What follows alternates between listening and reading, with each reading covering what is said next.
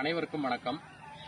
இப்போ நம்ம இந்தியாவில் முதல்ல ரயில் ஓடுனது என்ன அப்படிங்கிறத நம்ம வரலாற்றில் படிச்சுட்டு இருப்போம். 1883ஆம் ஆண்டு மும்பையிலிருந்து தானேவுக்கு ஏப்ரல் மாதம் 16ஆம் தேதி இயக்கப்பட்டது அப்படிங்கிறது அது வரலாறு. அது நம்ம அனைவருக்கும் தெரிஞ்சிருக்கும்.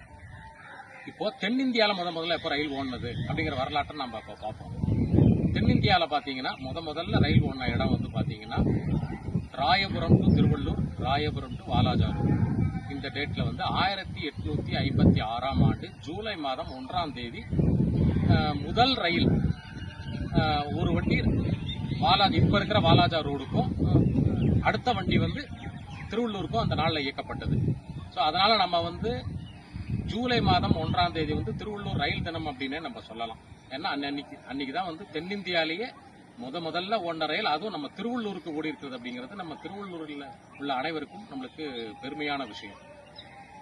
இப்போ நம்மளுக்கு இந்த ரயில்வே ட்ராக் போட்ட காலகட்டம் ஒரு சின்ன வரலாறு.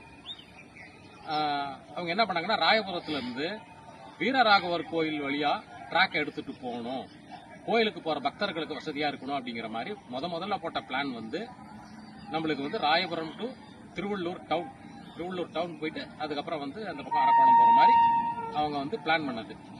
அப்ப வந்து கோயில் நிர்வாகம் வந்து புகை வண்டிங்கிறது அவங்களுக்கு அப்போ அந்த காலத்துல வந்து ஒரு புதிய பொருள், ஒரு புதிய வாகனம். அந்த வாகனம் இங்க வந்தா நம்ம கோயிலோட புனிதத்துவம் கெட்டு போயிடும் சொல்லி அவங்க வந்து மறுத்ததுனால கோயில்ல இருந்து தள்ளி பூவாத்தங்கிற ஓரம், இப்போ நம்மளுக்கு மணவாள் நகர் ஓரம்னு வச்சுக்கோங்களேன், இங்க கொண்டாந்துட்டாங்க. அப்படி இல்லைன்னா அந்த காலத்துல கோயில் நிர்வாகம் அப்ஜெக்ஷன் பண்ணலன்னா நம்மளுக்கு வந்து திருவள்ளூர் ரயில் நிலையம் அப்படிங்கிறது திருவள்ளூர் டவுன் உள்ளேயே இருந்திருக்கும்.